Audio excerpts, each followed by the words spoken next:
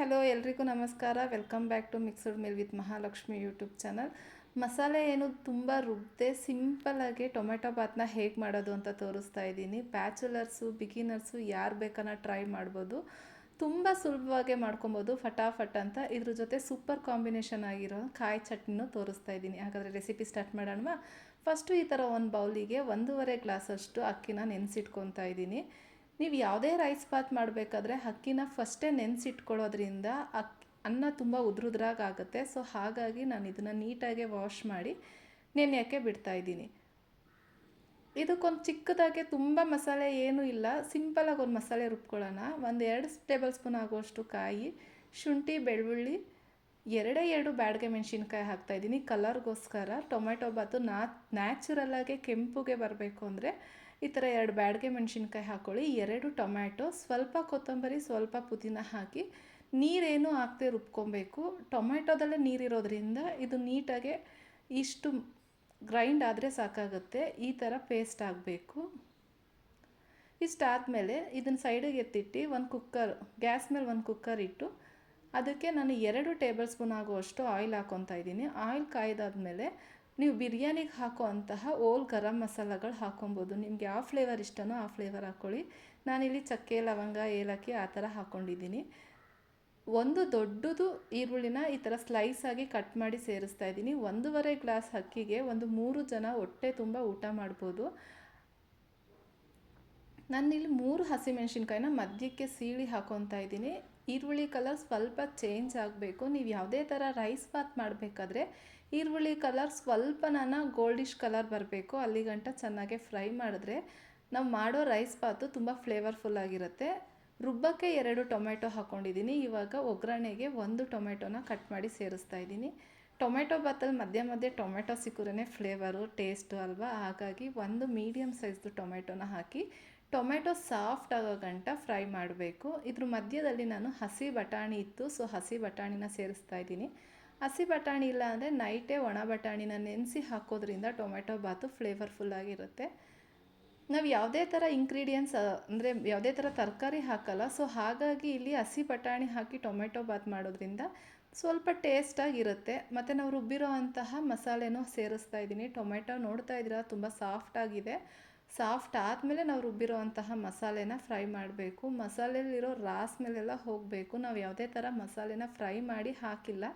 So ಹಾಗಾಗಿ ಮಸಾಲೆಯಲ್ಲಿರೋ ಮೇಲೆಲ್ಲ ಹೋಗೋ ಗಂಟ ನೀಟಾಗಿ ಫ್ರೈ ಮಾಡಿ ಸುತ್ತ ಎಣ್ಣೆ ಬಿಡೋ ತನಕ ಕಾಯೋಣ. ನೋಡ್ತಾ ಇದ್ದೀರಾ ಈ ಥರ ಸುತ್ತ ಎಣ್ಣೆ ಬಿಡಬೇಕು. 5 ಮಿನಿಟ್ಸ್ ಅದನ್ನು ಆಗುತ್ತೆ ಅದರಲ್ಲಿರೋ ಮೇಲೆಲ್ಲ ಹೋಗಿ ಸುತ್ತ ಎಣ್ಣೆ ಬಿಡೋಕ್ಕೆ. ಇವಾಗ ಒಂಚೂರು ಸ್ಪೈಸಸ್ಸು, 1/4 ಟೇಬಲ್ ಸ್ಪೂನ್ ಆಗೋಷ್ಟು ಅರಿಶಿನ, 1 ಟೇಬಲ್ ಸ್ಪೂನ್ ಆಗೋಷ್ಟು ಚಿಲ್ಲಿ ಪೌಡರು, 1 ಟೇಬಲ್ ಸ್ಪೂನ್ ಆಗೋಷ್ಟು ಧನಿಯಾ ಪೌಡರ್ನ ಹಾಕ್ತಾಯಿದ್ದೀನಿ. 1/4 ಟೇಬಲ್ ಸ್ಪೂನ್ ಅರ್ಧ ಟೇಬಲ್ ಸ್ಪೂನ್ ಆಗೋಷ್ಟು ಗರಂ ಮಸಾಲ, ಇಷ್ಟು ಹಾಕಿ ಚೆನ್ನಾಗಿ ಫ್ರೈ ಮಾಡಬೇಕು. ಚಿಲ್ಲಿ ಪೌಡ್ರ್ ನೋಡಿ ಹಾಕ್ಕೊಳ್ಳಿ. ಹಸಿಮೆಣ್ಸಿನ್ಕಾಯಿ ಹಾಕಿರೋದ್ರಿಂದ ಖಾರ ಜಾಸ್ತಿ ಆಗಿಬಿಡುತ್ತೆ.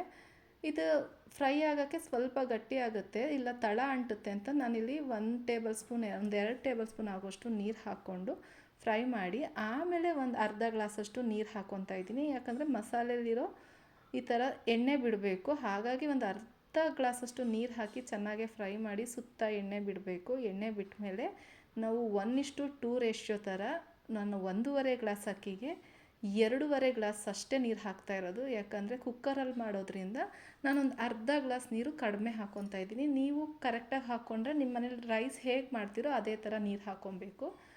ರುಚಿಗೆ ತಕ್ಕಷ್ಟು ಉಪ್ಪು ಹಾಕಿ ಕುದಿಯೋಕ್ಕೆ ಬಿಡೋಣ. ಇದು ಚೆನ್ನಾಗೇ ಕುದಿಬೇಕು. ಕುದಿಯೋ ಹಂತದಲ್ಲಿ ನಾವು ನೆನೆಸಿಟ್ಟಿರೋ ಅಕ್ಕಿನ ಸೇರಿಸ್ಬೇಕು. ನೋಡ್ತಾ ಇದ್ದೀರಲ್ಲ ಇವಾಗ ನೀರು ಚೆನ್ನಾಗಿ ಕುದೀತಾ ಇದೆ. ಇವಾಗ ಬರೀ ಅಕ್ಕಿನ ಮಾತ್ರ ಸೇರಿಸ್ತಾ ಇದ್ದೀನಿ. ನಾನು ಯಾವುದೇ ಥರ ನೀರು ತೊಗೊತಾ ಇಲ್ಲ.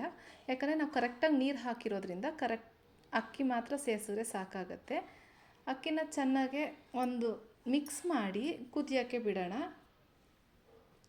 ಇದು ಕುದಿಯೋ ಹಂತದಲ್ಲಿ ಇವಾಗ ಸ್ವಲ್ಪ ಮೇಲ್ಗಡೆ ನಾನು ಕೊತ್ತಂಬರಿ ಪುದೀನನ ಸೇರಿಸ್ತಾ ಇದ್ದೀನಿ. ಈ ಥರ ಒಂದು ಕುದಿ ಬಂದಮೇಲೆ ಮೇಲ್ಗಡೆ ಸ್ವಲ್ಪ ಸಣ್ಣದಾಗೆ ಕಟ್ ಮಾಡಿರೋಂತಹ ಕೊತ್ತಂಬರಿ ಪುದೀನನ ಸೇರಿಸಿ ಒಂದು ಮಿಕ್ಸ್ ಮಾಡಿ ಕುದಿಯೋಬೇಕು. ಇವಾಗೆ ಹಾಕಿದ್ರೆ ಚೆನ್ನಾಗಿರಲ್ಲ. ಈ ಥರ ಚೆನ್ನಾಗೆ ಕುದಿಬೇಕು. ಅಕ್ಕಿ ಎಲ್ಲ ಮೇಲ್ಗಡೆ ತೇಲಿ ಬರಬೇಕು. ಆ ಟೈಮಲ್ಲಿ ಲಿಡ್ನ ಕ್ಲೋಸ್ ಮಾಡಿ ನಾನಿಲ್ಲಿ ಒಂದು 3 ವಿಷಿಲ್ ಹಾಕ್ಕೊತಾ ಇದ್ದೀನಿ. ನೀವು ನಿಮ್ಮ ಮನೇಲಿ ರೈಸಿಗೆ ಎಷ್ಟು ವಿಷಿಲ್ ಹಾಕ್ತಿರೋ ಅದನ್ನು ನೋಡಿ ವಿಷಿಲ್ ಬರೆಸ್ಕೊಳ್ಳಿ.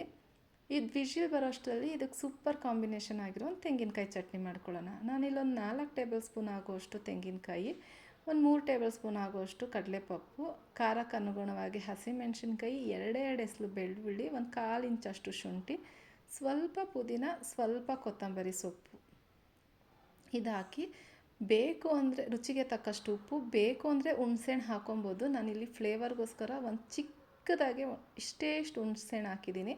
ನೀರು ಹಾಕಿ ಫೈನ್ ಪೇಸ್ಟ್ ಮಾಡಿಕೊಂಡ್ರೆ ಟೊಮೆಟೊ ಬಾತಿಗೆ ಸೂಪರ್ ಕಾಂಬಿನೇಷನ್ ಆಗಿರೋ ಕಾಯಿ ಚಟ್ನಿನೂ ರೆಡಿ ಆಗುತ್ತೆ. ಕಾಯಿ ಚಟ್ನಿ ಆಗೋಷ್ಟರಲ್ಲಿ ಈ ಕಡೆ ವಿಷಿಲು ಬಂದು ಏರೆಲ್ಲ ಕಂಪ್ಲೀಟ್ ಆದಮೇಲೆ ಕುಕ್ಕರ್ ಲಿಡ್ ಓಪನ್ ಮಾಡಿ ತೋರಿಸ್ತಾ ಇದ್ದೀನಿ. ನೋಡ್ತಾ ಇರ್ಬೋದು ಎಷ್ಟು ಕಲರ್ಫುಲ್ಲಾಗಿ ಕಾಣಿಸ್ತಾ ಇದೆ ಅಂತ. ನೋಡ್ತಾ ಇದ್ರೆ ತಿನ್ನಬೇಕು ಅನ್ನಿಸ್ತಾ ಇದೆ ಅಲ್ಲ. ಸೊ ಒಂದ್ಸಲಿ ಟ್ರೈ ಮಾಡಿ, ಈ ವಿಧಾನದಲ್ಲಿ ಸೂಪರಾಗಿ ಬರುತ್ತೆ. ಈ ಥರ ನೀಟಾಗೆಲ್ಲ ಒಂದು ಮಿಕ್ಸ್ ಮಾಡಿಕೊಂಡು ಬಿಸಿ ಬಿಸಿ ಟೊಮೆಟೊ ಬಾತ್ ಜೊತೆಗೆ ಕಾಯಿ ಚಟ್ನಿ, ಬೇಡ ಅಂದರೆ ಯಾವುದನ್ನ ಒಂದು ಸಿಂಪಲ್ ರಾಯ್ತ ಜೊತೆನೂ ಸರ್ವ್ ಮಾಡ್ಬೋದು. ಐ ಹೋಪ್ ಈ ವಿಡಿಯೋ ಇಷ್ಟ ಆಗಿದೆ ಅಂದ್ಕೊತೀನಿ. ಇಷ್ಟ ಆಗಿದ್ರೆ ದಯವಿಟ್ಟು ಲೈಕ್ ಮಾಡಿ, ಶೇರ್ ಮಾಡಿ, ಕಮೆಂಟ್ ಮಾಡಿ. ಸಬ್ಸ್ಕ್ರೈಬ್ ಆಗಿಲ್ಲ ಅಂದರೆ ಪ್ಲೀಸ್ ನನ್ನ ಚಾನಲ್ನ ಸಬ್ಸ್ಕ್ರೈಬ್ ಮಾಡಿಕೊಂಡು ಹೊಸಬ್ರಿಗೆ ಸಪೋರ್ಟ್ ಮಾಡಿ ಅಂತ ಕೇಳ್ಕೊತಾ ಇದ್ದೀನಿ.